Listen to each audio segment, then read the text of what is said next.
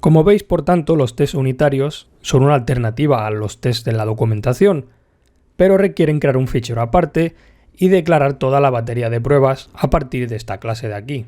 ¿Cuáles son mejores? Bueno, depende de la circunstancia. Los doctests son muy ágiles porque los podemos hacer a medida que estamos desarrollando la funcionalidad. Los tests unitarios tendremos que desarrollar primero la funcionalidad para crear la batería de tests después. Pero si en algo son mejores, es que los tests unitarios nos permiten, por el simple hecho de estar utilizando su propio fichero, manejar muchas más posibilidades. Preparar el entorno, por ejemplo, antes de comenzar a hacer un test, y luego limpiar lo que hemos hecho de prueba, ¿no? Y precisamente en esto de preparar el entorno de pruebas, eso es lo que se centra esta clase, porque tiene dos métodos extra muy importantes.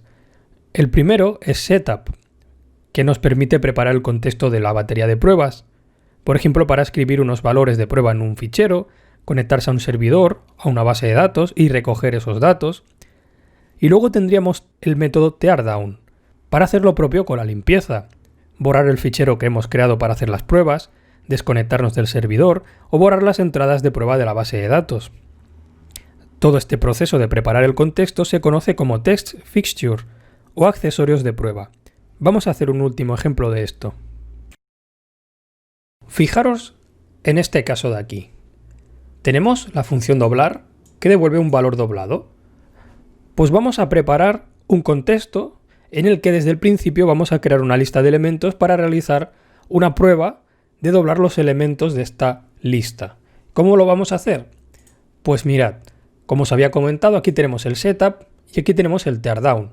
Imaginaros que es como una especie de constructor y un destructor dentro de esta batería de pruebas, ¿no? Cuando llamamos al setup al principio, lo que vamos a hacer es crear en self números una lista de números. 1, 2, 3, 4 y 5. Fácil, ¿no? Luego vamos a ejecutar el test. Cualquier método que no sea setup ni teardown, él lo entenderá como que es un test, ¿de acuerdo? Por tanto, dentro voy a poner, por ejemplo, realizando una prueba.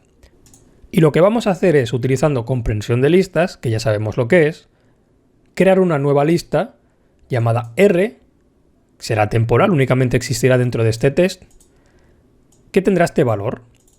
Tendrá el número doblado para cada número en la lista de números que tenemos aquí. Fijaros, importante que lo estoy pasando con el self porque hace referencia a algo que es de la clase, ¿eh?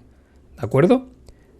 Y luego vamos a comprobar con un assert equal que esta lista R doblada tiene los valores doblados 2, 4, 6, 8 y 10. Por tanto, será una lista igual que esta. Y finalmente, un teardown que diré destruyendo el contexto. ¿Y qué es lo que hará? Bueno, pues cogerá esta propiedad números de clase y la borrará con del. ¿De acuerdo? Voy a guardarlo, voy a ejecutarlo, preparando el contexto, realizando una prueba, destruyendo el contexto, se ha ejecutado un test, ok.